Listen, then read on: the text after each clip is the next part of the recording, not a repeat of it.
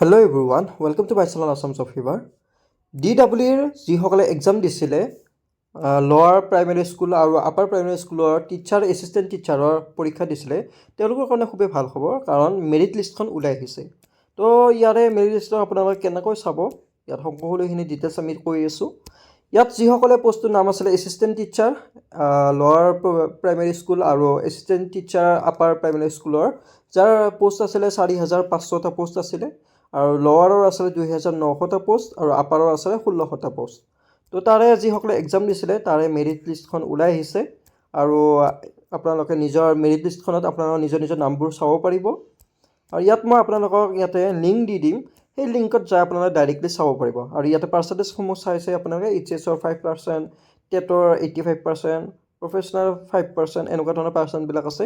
তো ইয়াৰে যিবিলাক আপোনালোকৰ মেৰিট লিষ্টত যাৰ যাৰ নাম আছে, তেওঁলোকে নিজৰ নিজৰ নামবিলাক কেনেকৈ চাব মই ইয়াত আপোনালোকক দেখাই আছোঁ। ডিছক্ৰিপশ্যনত আপোনালোকক এটা লিংক দি দিম, সেই লিংকটোত আপোনালোকে ক্লিক কৰিব। ক্লিক কৰাৰ পাছত এনেকুৱা ধৰণৰ এখন আপোনাৰ পেজ এটা আহি যাব। পেজ অহাৰ পাছত ইয়াত আপোনালোকৰ ৰেজিষ্ট্ৰেশ্যন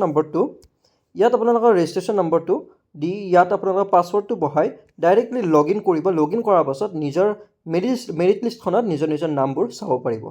গতিকে আপোনালোকে নিজে নিজে নিজৰ নামবোৰ ইয়াত ফিল আপ কৰি চাই ল'ব।